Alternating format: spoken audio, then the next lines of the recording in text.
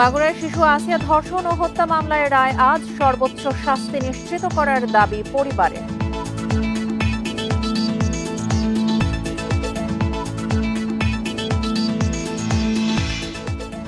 রাজধানীতে দুই তরুণকে ছুরিকাঘাতে হত্যা, সিসিটিভি ফুটেজ দেখে অপরাধী শনাক্ত, তদন্ত চলছে।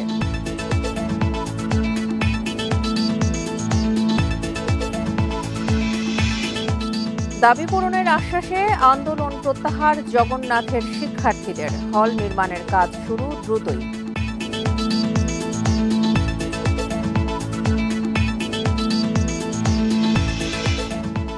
রাজধানীর বাড্ডায় গ্যাস লিকেজ থেকে বিস্ফোরণ, একই পরিবারের নারী ও শিশু সহ 5 জন দগ্ধ।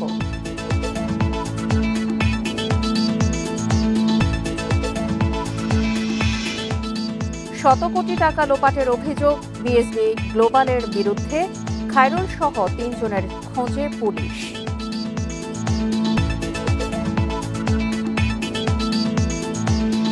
স্বাগত ইন্ডিপেন্ডেন্ট সংবাদের সঙ্গে আছি সঞ্চারী মজুমদার। শুনছিলেন শিরোনাম, চলে যাচ্ছি পুরো খবরে। মাগুরায় শিশু আসিয়া ধর্ষণ ও হত্যা মামলার রায় ঘোষণা করা হবে আজ। দ্রুত সময়ের মধ্যে মামলার বিচারিক কার্যক্রম শেষ হওয়ায় স্বজনদের মধ্যে কিছুটা স্বস্তি ফিরেছে। গত 13 মে মামলার বিচারিক কার্যক্রম যুক্তিতর্ক উপস্থাপন শেষে মাগুরার নারী ও শিশু নির্যাতন দমন ট্রাইব্যুনালের বিচারক রায়ের দিন ধার্য করেন। মাত্র 12 কার্যদিবসে শেষ হয় আলোচিত এই মামলার বিচারিক কার্যক্রম ও 13 কার্যদিবসে হবে রায়। মামলায় অভিযুক্তদের সর্বোচ্চ শাস্তি নিশ্চিত করার দাবি জানিয়েছেন ভুক্তভোগী পরিবার। গত 5 মার্চ বোনের বাড়িতে বেড়াতে এসে ধর্ষণের শিকার হয় শিশুটি। ঘটনার 7 দিন পর 13 মার্চ রাজধানীর সম্মিলিত সামরিক হাসপাতালে মারা যায় শিশু আসিয়া। এই ঘটনায় শিশুটির মা আয়েশা আক্তার বাদী হয়ে থানায় হিটু শেখকে প্রধান আসামি করে মামলার দায়ের করে।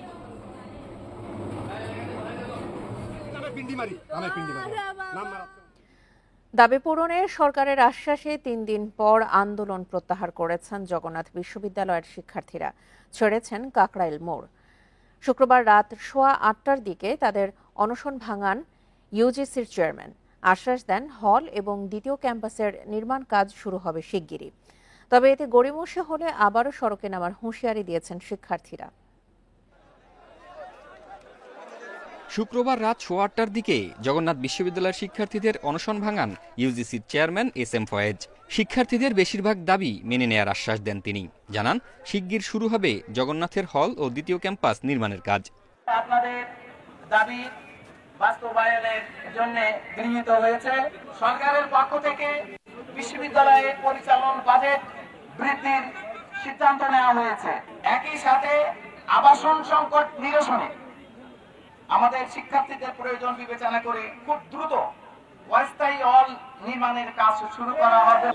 আপনাদের নিশ্চয়তা দিচ্ছি, আজকে থেকে শুরু করে যেমন আগেও ছিল বলে আমার বিশ্বাস, এই বিশ্ববিদ্যালয় কর্তৃপক্ষ এবং ইউনিভার্সিটি গ্রান্টস কমিশন একটি ফ্যামিলি হিসাবে, একটি পরিবার হিসাবে আপনাদেরকে সবাইকে সাথে নিয়ে আমরা অগ্রসর হব। এর কিছুক্ষণ পর সংবাদ সম্মেলন করে বিশ্ববিদ্যালয় শিক্ষক সমিতি। ঘোষণা দেয়া হয় আন্দোলন প্রত্যাহারের। তবে দাবি পূরণে গড়িমসি হলে আবারও সড়কে নামার হুঁশিয়ারি শিক্ষার্থীদের। সুস্পষ্ট বাস্তবায়ন হয়েছে, আমরা সন্তুষ্টি প্রকাশ করেছি। তারপরেও যদি কোনো প্রকারের কোনো গড়িমসি এবং নয়সয় এবং আন্দোলনের পরিভাষায় বুজুং বাজুং এইটা যদি পরিদৃষ্ট হয়, আমরা ইনশাআল্লাহ যে অভিজ্ঞতা অর্জন করেছি আমরা ঘরে বসে থাকবো না। জগন্নাথ বিশ্ববিদ্যালয়ের শিক্ষার্থীদের হলের দাবি দীর্ঘদিনের। এ নিয়ে ইউজিসির সঙ্গে বৈঠকে সুরাহা না হওয়ায় গেল বুধবার প্রধান উপদেষ্টার বাসভবন অভিমুখে লং মার্চ করে তারা। কাকরাইলে টিয়ার শেল ও সাউন্ড গ্রেনেড ছুড়ে এ কর্মসূচি ছত্রভঙ্গ করে পুলিশ। সেই থেকে শুক্রবার পর্যন্ত প্রায় 55 ঘণ্টা কাকরাইল অবরোধ করেন শিক্ষার্থীরা। জাহিদুল ইসলাম, ইন্ডিপেন্ডেন্ট নিউজ, ঢাকা। ঢাকা বিশ্ববিদ্যালয়ের শিক্ষার্থী শাহরিয়ার আলম শামু হত্যায় জড়িতদের গ্রেপ্তার ও বিচারের দাবিতে 48 ঘণ্টার আলটিমেটাম দিয়ে শাহবাগ থানা ঘেরাও করে সাধারণ শিক্ষার্থীরা। থানার কর্মকর্তাদের সাথে প্রায় 1 ঘণ্টার আলোচনা শেষে শিক্ষক ও শিক্ষার্থীদের প্রতিনিধি দল আগামী রোববার সকাল পর্যন্ত সময় বেঁধে দেন।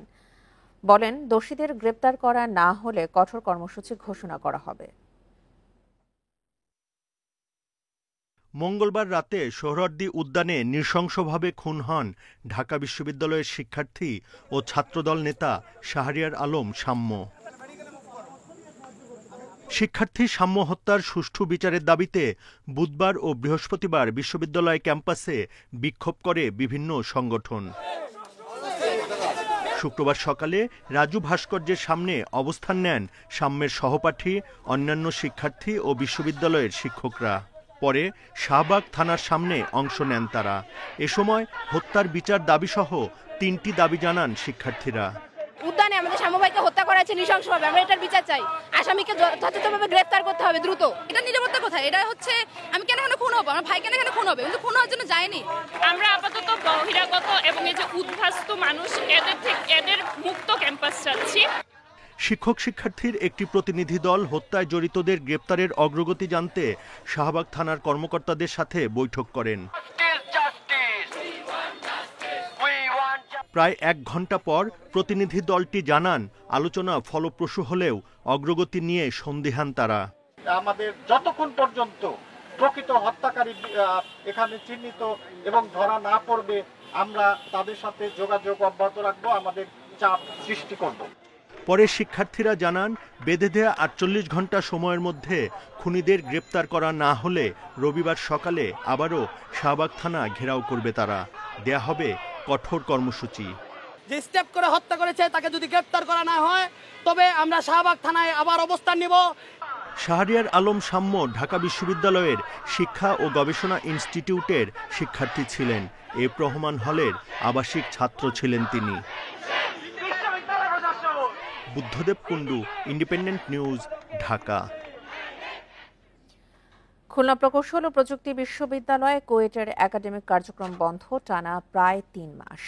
শিক্ষক ও শিক্ষার্থীরা তাদের দাবিতে অনড় অবস্থানে থাকায় বিপাকে পড়েছে বিশ্ববিদ্যালয় প্রশাসন। এতে অচলাবস্থার সৃষ্টি হয়েছে কুয়েটে। গেল 18 ফেব্রুয়ারি সংঘর্ষের ঘটনায় 37 শিক্ষার্থীকে শোকজের প্রতিবাদ, নিরপেক্ষ নতুন তদন্ত কমিটি গঠন সহ 5 দফা দাবি বাস্তবায়নে রোডম্যাপ ঘোষণার দাবিতে আবারও উপাচার্যের ভবনের সামনে অবস্থান কর্মসূচি ঘোষণা করে কুয়েট শিক্ষার্থীরা। এ বিষয়ে ধৈর্য ধরার আহ্বান জানান নতুন উপাচার্য। উপাচার্যের আশ্বাসে আপাতত কর্মসূচি স্থগিত হলেও দাবি আদায়ে অনড় শিক্ষার্থীরা। আমার সিন্ডিকেটে 37 জনকে সাময়িক বহিষ্কার দেওয়া হয়েছিল, যেটা শিক্ষা উপদেষ্টা আসার কারণে 102তম সিন্ডিকেটে সেটা প্রত্যাহার করা হয়েছে। পুনরায় নতুন ভিসি আসার পরে সেই জিনিসটা রিওপেন করে আমাদের সাথে আসলে একটা ইনজাস্টিস করা হচ্ছে। একটা সবচেয়ে গুরুত্বপূর্ণ দাবি হচ্ছে যে দ্রুত একাডেমিক কার্যক্রম শুরুর জন্য ঘোষণা আসতে হবে। অপরদিকে শিক্ষকদের লাঞ্ছনার প্রতিবাদে এবং দোষীদের শাস্তির দাবিতে কুয়েট শিক্ষক সমিতির দেয়া 7 দিনের আলটিমেটাম শেষ হয় বৃহস্পতিবার। দাবি আদায় হলে রোববার তারা ক্লাসে ফিরবেন, আর না হলে অসহযোগ আন্দোলনের ঘোষণা শিক্ষকদের। এই সপ্তাহ অধিবেশনের মধ্যে যদি আমাদের যে আমরা যৌক্তিক দাবিগুলো উপস্থাপন করছিলাম যে যারা প্রকৃত দোষী তাদের হচ্ছে বিচার, সেটা যদি না হয় বা বর্তায় হয়, তখন আমাদের বলাই আছে যে আমরা যারা হেড, ডিন, ডিরেক্টর, প্রভোস্ট, মানে যারা টিচার হিসেবে বিভিন্ন ধরনের দাপ্তরিক দায়িত্ব আছে, তারা হচ্ছে অসহযোগে যাব, কোনো ধরনের প্রশাসনের সাথে আমরা কাজে যাব না। এদিকে শিগগিরই সব সমস্যার সমাধান হবে বলে আশা নতুন উপাচার্যের। সবাই আপন আপন জায়গা থেকে দাবিতে অনড়, যার কারণে আসলে সময়টা একটু বেশি লাগতেছে। বাট আশা করি আল্লাহর রহমতে আমরা কি একদিন না একদিন তো স্যারেরাও ক্লাস নিবে, ছাত্ররাও ক্লাসে যাবে, বাট এটার এক্সাক্ট ডেট আমার কাছে। প্রথম দিকে শিক্ষার্থীদের আন্দোলনে ক্লাস বন্ধ ছিল প্রায় 2.5 মাস। এরপর নতুন উপাচার্য নিয়োগ হলে 4 মে থেকে একাডেমিক কার্যক্রম চালুর কথা থাকলেও শিক্ষকদের আন্দোলনে তা আর হয়নি। অভিজিৎ পাল, ইন্ডিপেন্ডেন্ট নিউজ, খুলনা। রাজধানীর জিগাতলায় মাস্ক পরা দুর্বৃত্তদের হামলায় ডক্টর মালিকা বিশ্ববিদ্যালয় কলেজের এক শিক্ষার্থী নিহত ও 3 জন আহত হয়েছেন। নিহত সামিউর রহমান আলভি রাষ্ট্রবিজ্ঞান 3য় বর্ষের ছাত্র ছিলেন। এদিকে রাজধানীর মোহাম্মদপুরে ছিনতাইকারীর ছুরিকাঘাতে নূর ইসলাম নামের এক ফটোগ্রাফার নিহত হয়েছেন। এ সময় তার কাছ থেকে ক্যামেরা ও মোবাইল ফোন ছিনিয়ে নেওয়া হয়। শুক্রবার রাতে জিগাতলা বাসস্ট্যান্ড এলাকায় মাস্ক পরা বেশ কয়েকজন দুর্বৃত্ত দেশীয় অস্ত্র দিয়ে কুপিয়ে জখম করে ডক্টর মালেক কলেজ ও বিশ্ববিদ্যালয়ের কয়েকজন শিক্ষার্থীকে। স্থানীয়রা তাদের উদ্ধার করে ঢাকা মেডিকেল কলেজ হাসপাতালে নিয়ে গেলে চিকিৎসক আলভিকে মৃত ঘোষণা করেন। এ ঘটনায় আহত হন আরও ৩ শিক্ষার্থী। নিহত আলভি রাষ্ট্রবিজ্ঞান বিভাগের অনার্স ৩য় বর্ষের শিক্ষার্থী। এদিকে রাজধানীর মোহাম্মদপুরে ছিনতাইকারীর ছুরিকাঘাতে নিহত হন ইভেন্ট ম্যানেজমেন্টে কাজ করা ফটোগ্রাফার নূর ইসলাম। সিসিটিভি ফুটেজে দেখা যায় মুখে মাস্ক পরে দেশীয় অস্ত্র হাতে নূর ইসলামকে ধাওয়া করে কয়েকজন যুবক।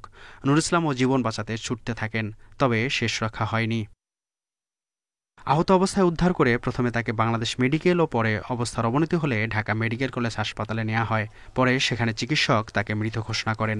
ক্যামেরা ছিনতাইয়ের উদ্দেশ্যেই পরিকল্পিতভাবে ঘটনাটি ঘটেছে বলে জানিয়েছে নূর ইসলামের সহকর্মী। এ ঘটনায় সুষ্ঠু বিচার চান স্থানীয়রা। এই বড় বড় ছুরি মনে করেন কি আমি এখন আমার ব্যাগ টানতাছে, আমি ব্যাগটা খুইলা দিয়া আমি দৌড় দিছি আর নুরু দিছে সামনের দিকে দৌড়, ওরে দৌড়া ফেলাইছে, ওরে কোবাইছে। এই এলাকাটার মধ্যে পাশেই আরেকটা আমি দেখতে পেলাম, ওই জিগাতলা এরিয়াটার মধ্যে মানে ধানমন্ডি এরিয়াটার মধ্যে আরেকটা সেখানে একটা মামলা হয়েছে, সেদিকে মানে ওনাকেও কুপিয়ে হত্যা করা হয়েছে। এদিকে সিসি ক্যামেরা ফুটেজ দেখে অপরাধীদের শনাক্ত তদন্তের কাজ চলছে বলে জানায় পুলিশ। আমরা দেখতেছি আসলে কারা করলো, কিভাবে করলো, এটা আমরা আসলে একটু সময় লাগবে। এরপরে আমরা হয়তো বলতে পারবো যে এরা কারা ছিল বা কি কারণে মারছে, এর পিছনের ঘটনা কি আছে, এটা সবই হয়তো বা তদন্তে বেরিয়ে আসবে। ময়না তদন্তের জন্য মরদেহ ঢাকা মেডিকেল কলেজের মর্গে রাখা হয়েছে। মেহেদী হাসান, ইন্ডিপেন্ডেন্ট নিউজ। রাজধানীর বাড্ডার দক্ষিণ আনন্দনগরের আনসার ক্যাম্পের পাশে গ্যাস লিকেজ থেকে বিস্ফোরণে একই পরিবারের নারী ও শিশুসহ 5 জন দগ্ধ হয়েছেন। তাদের কেউই শঙ্কামুক্ত নয় বলে জানিয়েছেন চিকিৎসক। শুক্রবার মধ্যরাতে দগ্ধ হলে স্থানীয়রা তাদের জাতীয় বার্ন ও প্লাস্টিক সার্জারি ইনস্টিটিউটের জরুরি বিভাগে ভর্তি করে। দগ্ধরা হলেন তোফাজ্জল মিয়া, তার স্ত্রী মাজুরা বেগম, তাদের মেয়ে তানিশা, মিথি ও তানজিলা। জাতীয় বার্ন ইনস্টিটিউটের আবাসিক চিকিৎসক ডাক্তার শাওন বিন রহমান জানান, দগ্ধ প্রত্যেকের শ্বাসনালী পুড়ে গেছে, কেউই শঙ্কামুক্ত নন। পরিবারের সদস্যরা জানায়, রাতের দিকে রান্না করার সময় চুলায় দেশলাই জ্বালানো মাত্রই ঘরে জমে থাকা গ্যাস বিস্ফোরণ হয়। এতে তোফাজ্জল ও তার স্ত্রী এবং তাদের 3 মেয়ে দগ্ধ হয়।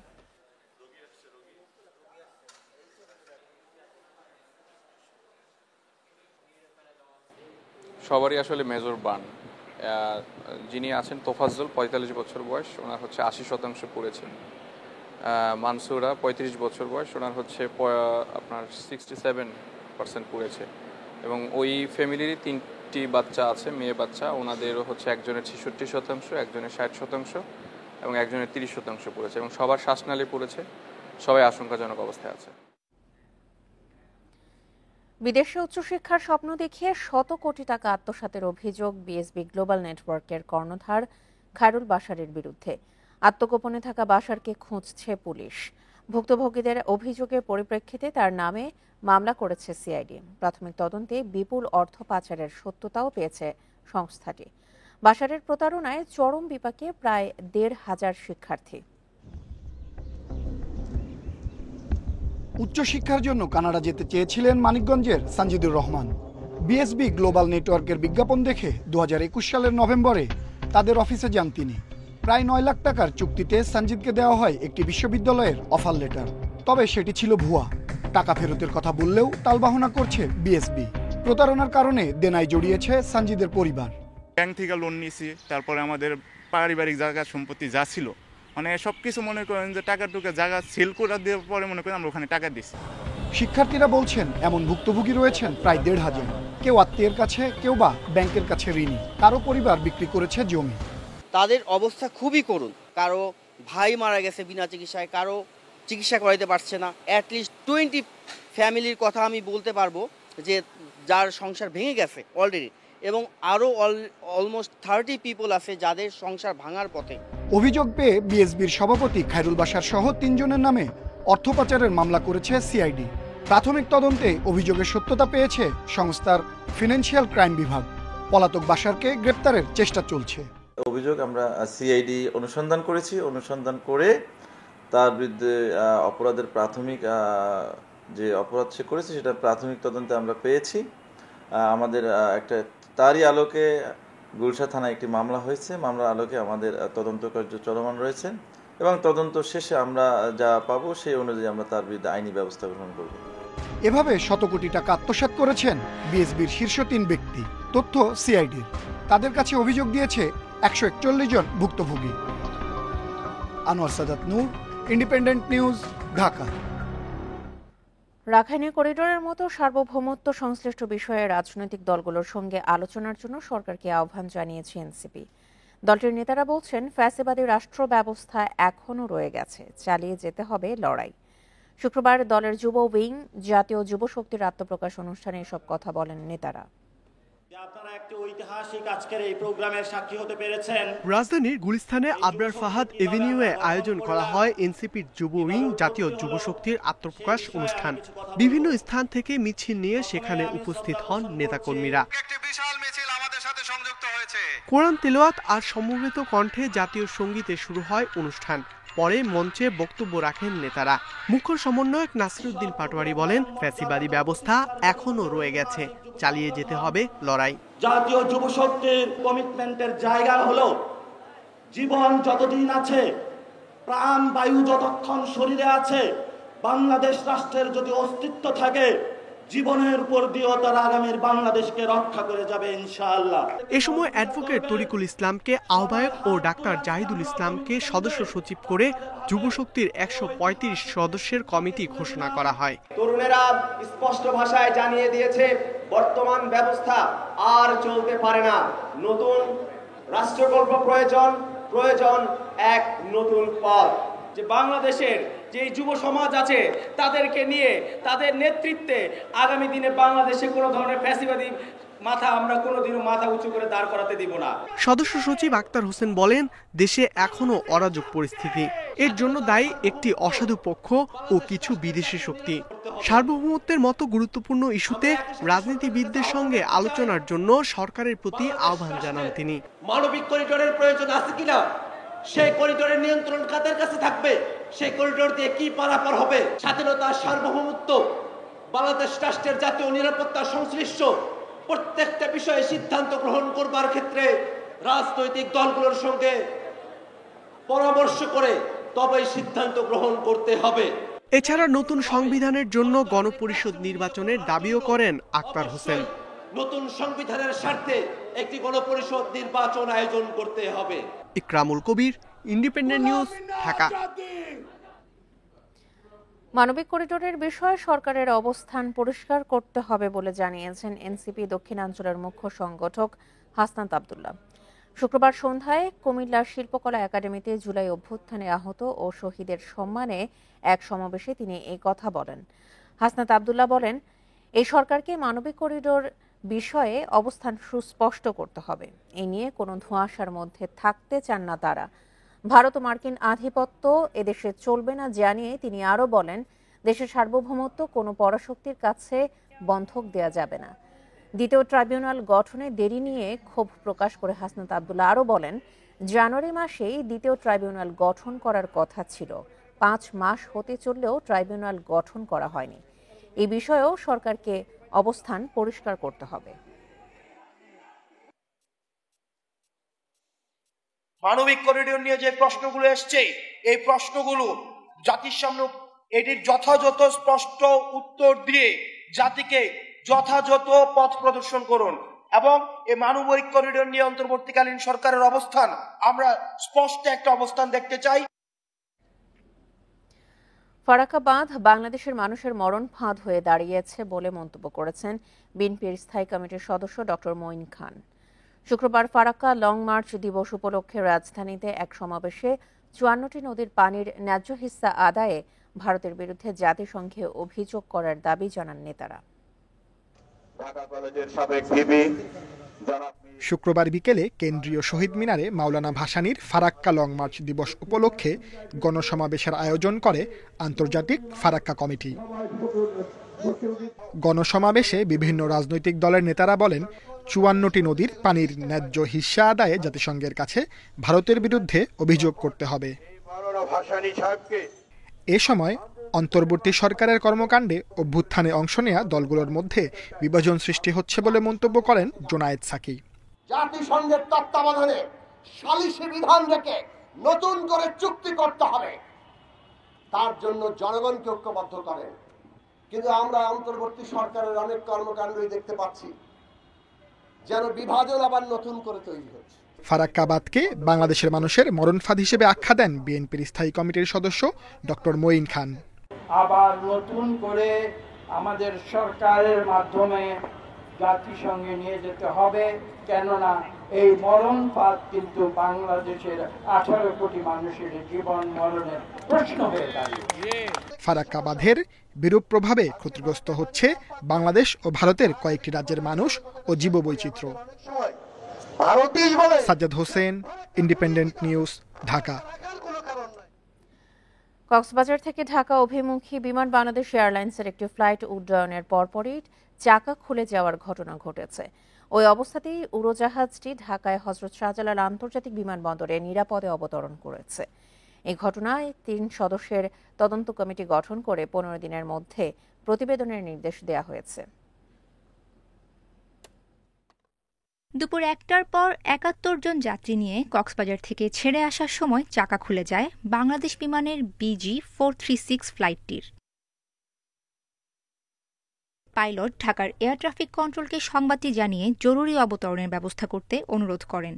পাইলটের বার্তা পাওয়ার পরপরই ঢাকার হযরত শাহজালাল আন্তর্জাতিক বিমানবন্দর জরুরি অবতরণের প্রস্তুতি নেয়। রানওয়ের পাশে জরুরি ভিত্তিতে প্রস্তুত রাখা হয় ফায়ার সার্ভিস সহ নিরাপদ অবতরণের সব ব্যবস্থা, সাথে ফ্লাইটটি ইমার্জেন্সি ঘোষণাও দেওয়া হয়। সবশেষে পাইলটের দক্ষতায় শিশুসহ মোট 71 জন যাত্রী নিয়ে দুপুর 2:17 শাহজালাল বিমানবন্দরে অবতরণ করে ফ্লাইটটি। দেখতেছি যে অনেক সময় লাগতেছে, তখন মনে মনে চিন্তা করতেছি কেন এত সময় লাগতেছে। তখন আমি আমার এই সৃষ্টিকর্তার কাছে প্রার্থনা করতেছি বসে বসে, কিন্তু আমি বুঝতে পারি নাই।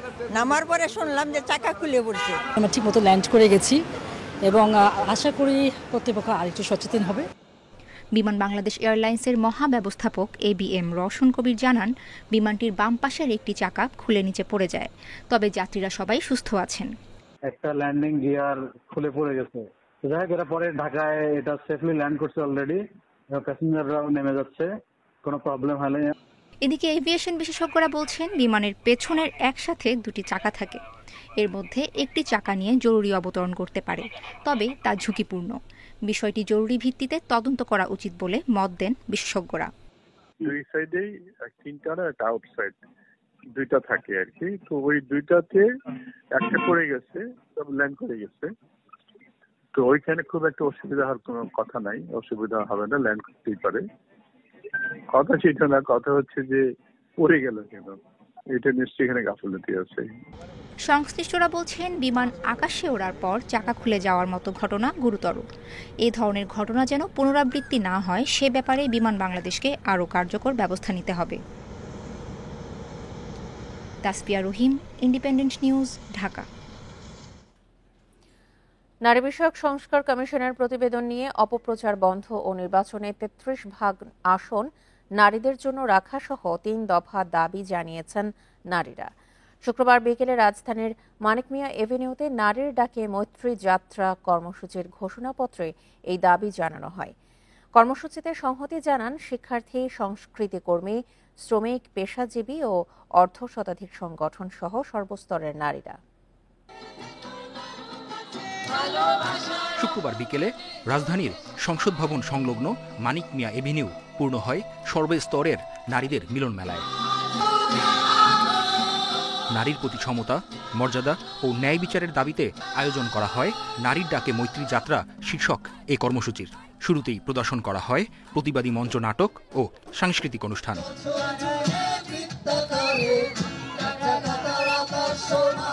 কর্মসূচিতে অংশগ্রহণকারীরা তুলে ধরেন তাদের অধিকারের কথা। আমাদের যে রাইটসগুলো সেইগুলো থেকে আমাদেরকে বঞ্চিত না করে আমাদের রাইটসগুলো নিয়ে একটা সংবিধান, একটা আইন গঠন করা হোক। এরপর পাঠ করা হয় ঘোষণাপত্র। নিরুৎসাহিত করা তৎপরতা দিবালোকের মতো স্পষ্ট। নারী বিষয়ক সংস্কার কমিশনের গঠনমূলক সমালোচনা না করে নারীদের নিয়ে কটূক্তি করার সমালোচনা করা হয় ঘোষণাপত্রে। আমরা দেখছি সমতার দাবিকে অবমূল্যায়ন করে, মর্যাদা ও ন্যায় বিচারের আকাঙ্ক্ষাকে অগ্রাহ্য করে গণতন্ত্রের স্বপ্নকে সংখ্যাগরিষ্ঠের কর্তৃত্ব ও নিয়ন্ত্রণের অস্ত্র বানানোর চেষ্টা চলছে। এ সময় তারা বলেন, সাম্য, স্বাধীনতা, ন্যায় বিচার ও সহনশীলতাতেই উজ্জীবিত নারীরা, যা ছিল দীর্ঘ নারী আন্দোলন ও জুলাই অভ্যুত্থানের লড়াইয়ের কেন্দ্র। বাংলাদেশের শতকরা 96% নারী আজও ভূমির মালিকানা থেকে বঞ্চিত। এশিয়ায় বাল্যবিবাহের শীর্ষে রয়েছে বাংলাদেশ। নারী বিষয়ক সংস্কার কমিশনের বিরুদ্ধে চালানো অপপ্রচার বন্ধ সহ 3 দফা দাবি তুলে ধরেন তারা। নারী বিষয়ক সংস্কার কমিশনের প্রতিবেদন ঘিরে গুজব ও অপপ্রচার এবং ধর্মীয় মূল্যবোধকে অস্ত্র করে হিসাব ব্যবহার করে আতঙ্ক সৃষ্টির বিরুদ্ধে সরকারকে ব্যবস্থা নিতে হবে। পরে মানিক মিয়া এভিনিউয়ে শোভাযাত্রার মধ্য দিয়ে শেষ হয় কর্মসূচি। শিকদার মেহেদি, ইন্ডিপেন্ডেন্ট নিউজ, ঢাকা।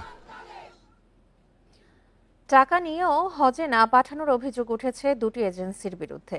রাজধানীর মুসলিম হজ ট্যুরস অ্যান্ড ট্রাভেলস এবং কিবলা ইন্টারন্যাশনাল ট্রাভেলসের বিরুদ্ধে অভিযোগ, আবারও পুরো প্যাকেজের টাকা দাবি করছে এজেন্সি দুটি। এরই মধ্যে হজ অফিসে অভিযোগ দিয়েছেন ভুক্তভোগীরা। দ্রুত ব্যবস্থা নেওয়ার আশ্বাস দিয়েছে হজ অফিস ও হাব।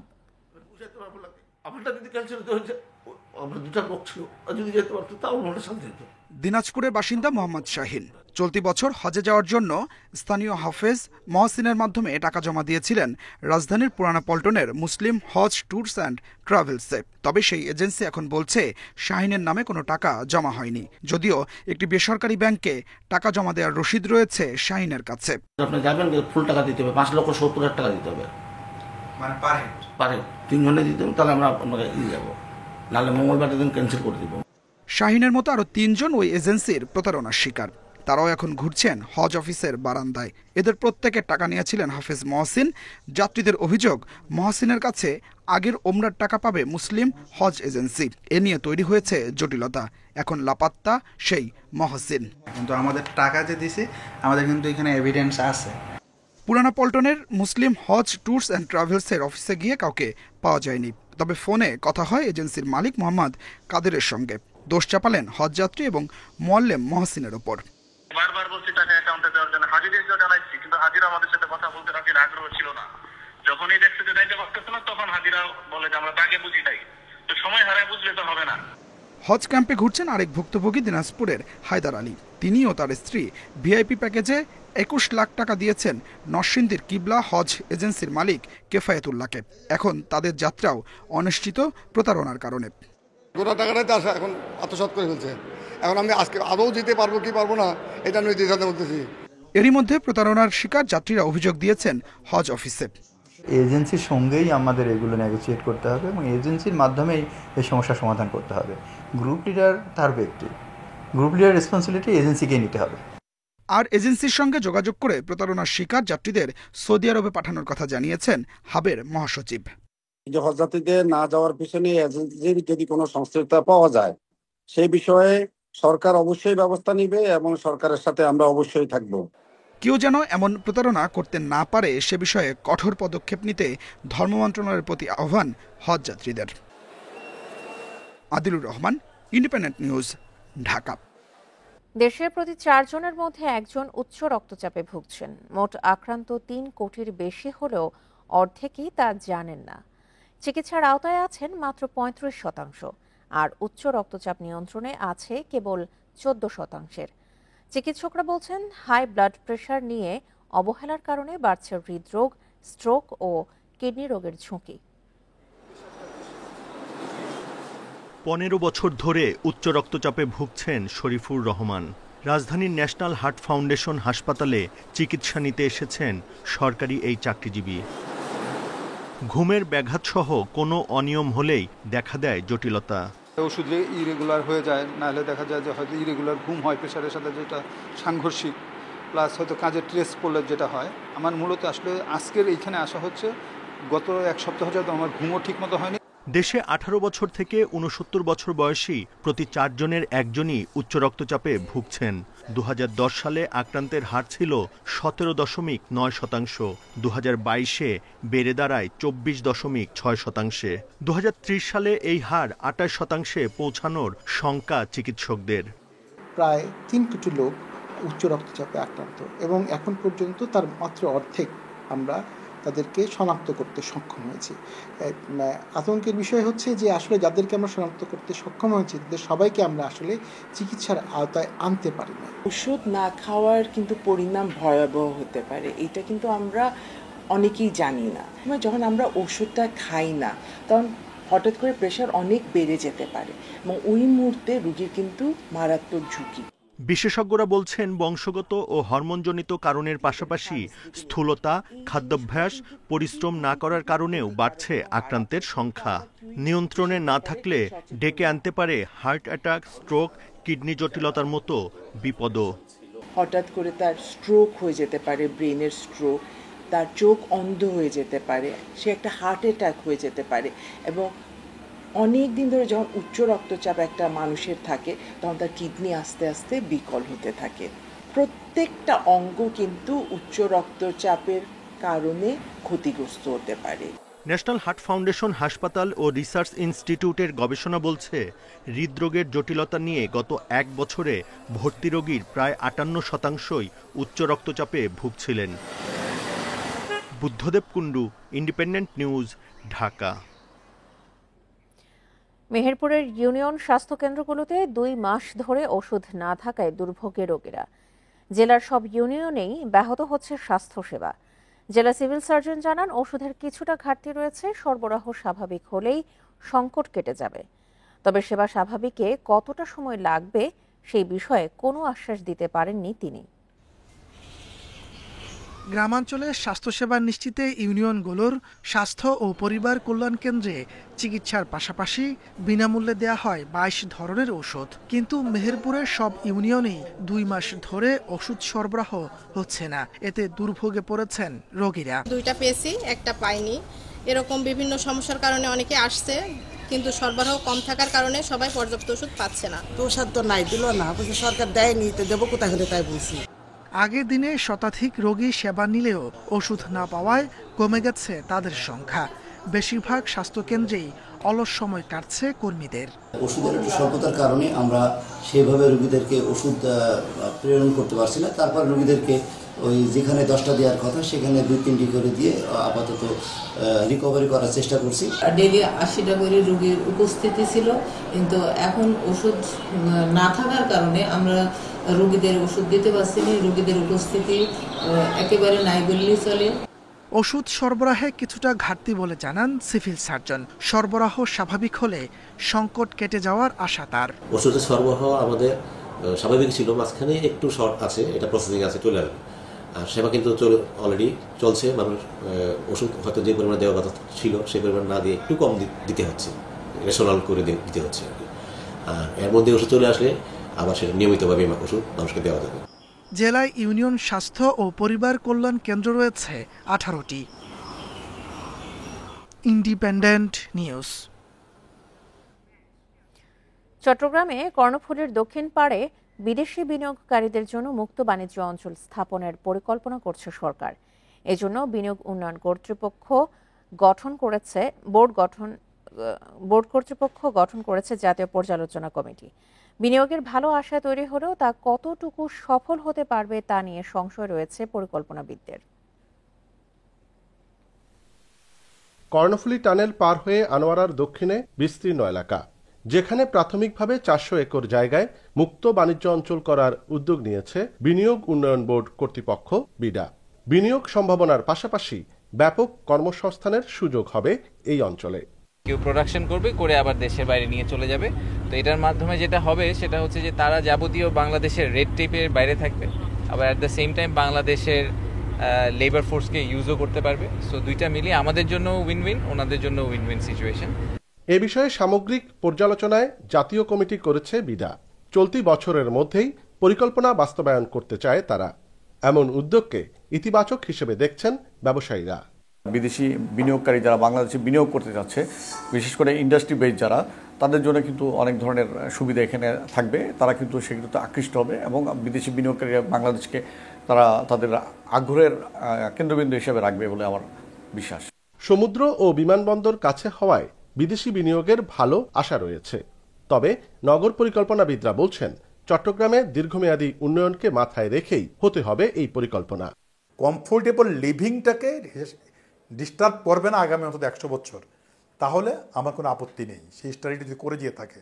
আর করা যদি না হয়, এখন এই সমীক্ষাটি করা প্রয়োজন এবং আমার নগর কোন দিকে প্রপাগেট করবে তার বৃদ্ধির সাথে সাথে এটা বিবেচনায় রেখে, তাহলে এগুলি কোনো সংকট ক্রিয়েট করবে না। প্রায় 1 দশক আগে এই অঞ্চলে ঘোষিত চীনা অর্থনৈতিক অঞ্চল আজও আলোর মুখ দেখেনি। এমন পরিস্থিতিতে নতুন উদ্যোগ কতটা কার্যকর হবে তা নিয়ে আছে প্রশ্ন। অনুপম শীল, ইন্ডিপেন্ডেন্ট নিউজ, চট্টগ্রাম। মেহেরপুরের ইউনিয়ন স্বাস্থ্য কেন্দ্রগুলোতে 2 মাস ধরে ওষুধ না থাকায় দুর্ভোগে রোগীরা। জেলার সব ইউনিয়নেই ব্যাহত হচ্ছে স্বাস্থ্যসেবা। এ বিষয়ে আরো জানাতে মেহেরপুর থেকে যোগ দিচ্ছেন সহকর্মী রাজিবুল হক। রাজিবুল, 2 মাস ধরে স্বাস্থ্যসেবা কেন্দ্রগুলোতে ওষুধ সংকট রয়েছে, এ বিষয়ে কর্তৃপক্ষ ব্যবস্থা নিচ্ছে না কেন?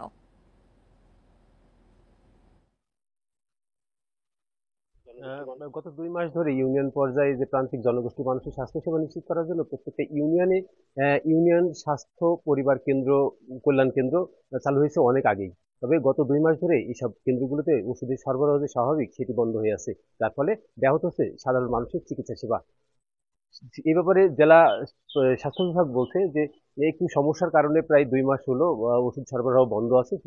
তবে ওষুধ যত দ্রুত সম্ভব এখানে সংগ্রহ করার জন্য বা বিতরণের জন্য আমরা সর্বোচ্চ চেষ্টা চালাচ্ছি। যদি ওষুধ দ্রুত সরবরাহ হয়ে যায় বা স্বাভাবিক হয়, তাহলে হয়তো এই যে প্রান্তিক জনগোষ্ঠীর যে চিকিৎসা সেবা সেটা স্বাভাবিক থাকবে। তবে তার দাবি যে এটি সাময়িক যে বিঘ্ন হচ্ছে, এজন্য সাময়িক যে ব্যাহত হচ্ছে এটি আসলে ব্যাহত না। যেখানে ওষুধ সরবরাহ অর্থাৎ যেখানে ইউনিয়ন স্বাস্থ্য পরিবার কল্যাণ কেন্দ্রগুলোতে প্রায় 22 ধরনের ওষুধ সরবরাহ করা হয়, সেখানে বর্তমানে ওষুধ সংকট থাকার কারণে কোনো কোনো স্বাস্থ্য কেন্দ্রে একেবারেই ওষুধ নেই। সেক্ষেত্রে সেখানে যারা কর্মরত আছে তারা অলস সময় পার করছেন। আর যেখানে 22 প্রকারের ওষুধ থাকার কথা, সেখানে কয়েকটি স্বাস্থ্য কেন্দ্রে 4 রকম বা 5 ধরনের ওষুধ আছে। সেক্ষেত্রে যারা চিকিৎসা নিতে আসছে তাদের প্রয়োজনের তুলনায় আসলে ওষুধ খুবই নগণ্য, যে ফলে যে চিকিৎসা সেবা পাওয়ার কথা সেটি তারা পাচ্ছে না। একটা সাধারণ যে রোগের জন্য আসে, যদি 4টা বা 5টা ধরনের ওষুধ চিকিৎসক তাকে ব্যবস্থাপত্রে দেয়, সেক্ষেত্রে সরকারি হাসপাতাল থেকে বা স্বাস্থ্যকেন্দ্র থেকে 2টি বা 3টি ওষুধ সরবরাহ করা হচ্ছে। সেক্ষেত্রে 1 সপ্তাহ পর্যাপ্ত ওষুধ দেওয়া হচ্ছে না। সেক্ষেত্রে 2 দিন বা 1 দিনের ওষুধ দিচ্ছে এবং সেটি খুবই কম। সেক্ষেত্রে যারা উপশহরের কমিউনিটি ক্লিনিকের যারা অফিসার আছে, মেডিকেল অফিসার আছে, তারা যেসব রোগী আসছে ওষুধ না পেয়ে ফিরে যাচ্ছে, তাদেরকে শুধুমাত্র কাউন্সিলিং এর মাধ্যমে চিকিৎসার ব্যবস্থা করছে এবং ব্যবস্থাপত্র করে দিচ্ছে যাতে বাইরে থেকে ওষুধগুলো কিনে খায়। সেই ক্ষেত্রে যেখানে প্রত্যেকটা ইউনিয়ন পর্যায়ে প্রতিদিন 70 থেকে 80 জন রোগী চিকিৎসা নিতে আসে, সেই ক্ষেত্রে ওষুধ সংকট থাকার কারণে এখন সেখানে রোগীর সংখ্যা দাঁড়িয়েছে 10 থেকে 15টি। কোনো কোনো স্বাস্থ্যকেন্দ্রে একেবারে আসছেই না অনেকেই। তবে এই যত দ্রুত সম্ভব যদি ওষুধ সরবরাহ না করা হয়, তাহলে ইউনিয়ন পর্যায়ে যে স্বাস্থ্যসেবা সেটি পুরোটাই ব্যাহত হবে। মেহেরপুর থেকে স্বাস্থ্যসেবা কেন্দ্রগুলোতে ওষুধ সংকট নিয়ে জানাচ্ছিলেন আমাদের সহকর্মী রাজিবুল হক। এবারও স্থানীয়ভাবে কোরবানির পশুর চাহিদা মেটানো সম্ভব বলে জানিয়েছেন প্রাণী সম্পদ কর্মকর্তারা। এজন্য সীমান্তে গরু পাচার ঠেকাতে নেওয়া হয়েছে বাড়তি সতর্কতা। এরই মধ্যে বিজিবি বেশ কিছু পশু জব্দও করেছে। এদিকে খামারিদের ধারণা এবার লাভ কম হবে, এজন্য খাবারের বাড়তি দামকে দুষছেন তারা। কোরবানির পশু বিক্রিতে গতবার ভালো ব্যবসা করেছেন নাটোরের খামারিরা। এবার আরও বেশি গবাদি পশুর পরিচর্যা করা হচ্ছে এসব খামারে। স্থানীয় চাহিদা মিটিয়ে প্রায় 2.5 লাখ পশু বাইরের জেলায় বিক্রি করা হবে, যার বাজার মূল্য প্রায় 200 কোটি টাকা। তবে খাদ্যের দাম বাড়ায় এবার লাভ কম হওয়ার শঙ্কায় খামারিরা। মাংসের তুলনায় খাবারের দাম অনেক বেশি, তাই আমরা গরু পেলে লাভ হচ্ছে না। গমের ভুসি, ধানের গুঁড়া, খোল আমরা ফিট খাওয়াই না। চিটাগাং, সিলেট, ভৈরব, ঢাকা, ভুয়াপুর বিভিন্ন জায়গা থেকে খরিদ্দার আসে আমাদের এখান থেকে নিয়ে যায়। অলরেডি খরিদ্দার আসা শুরু হয়েছে। ঈদুল আজহার জন্য 87,000 গবাদি পশু প্রস্তুত করেছেন ফেনীর খামারিরা। প্রশাসন বলছে প্রান্তিক খামারিদের কথা চিন্তা করে সীমান্তে বাড়তি নজর রাখা হচ্ছে। গেল 2 মাসে ফেনী সীমান্ত থেকে 26 লাখ টাকা মূল্যের পাচার করা গরু জব্দ করেছে বিজিবি। আমরাও চাই না আমাদের খামারিরা কোনোভাবে ক্ষতিগ্রস্ত হোক। তাছাড়া এটা একটা অবৈধ কাজ, তো আমরা এই ব্যাপারে অত্যন্ত শক্ত অবস্থানে আছি। ব্রাহ্মণবাড়িয়ায় কোরবানির পশুর চাহিদা প্রায় 1,35,000, তবে লালন পালন করা হচ্ছে এর চেয়ে বেশি। প্রাণী সম্পদ কর্মকর্তারা জানান, গরু মোটা তাজাকরণে স্টেরয়েডের ব্যবহার বন্ধে প্রশিক্ষণ দেওয়া হয়েছে খামারিদের। কোরবানির যে গরুর চাহিদা সেটা ফিল আপ করে আমরা দেশের জন্য অন্য জেলাতে বা আমরা ঢাকার দিকে এটা সরবরাহ দিতে পারবো। তো এইটা একটা বিষয়। আর একটা হলো যে কোরবানি হাটে আপনারা জানেন যে বরাবরের মতোই এবারও আমরা ভেটেরিনারি মেডিকেল টিম থাকবে আমাদের। হবিগঞ্জে ৬৫,০০০ পশুর চাহিদা এবার, বিপরীতে ৯ উপজেলায় প্রস্তুত আছে ৭০,৭০০। প্রাকৃতিক উপায়ে পরিচর্যা নিশ্চিতে কাজ করার কথা জানিয়েছে প্রাণী সম্পদ বিভাগ। রেশমি নন্দী, ইন্ডিপেন্ডেন্ট নিউজ। আর এছাড়া এখনকার মতো ইন্ডিপেন্ডেন্ট সংবাদে ইন্ডিপেন্ডেন্ট টেলিভিশনের সব খবর আরও বিস্তারিত জানতে চোখ রাখুন ফেসবুক, ইউটিউব এবং এক্সে। ধন্যবাদ সবাইকে, আমন্ত্রণ পরের আয়োজনে।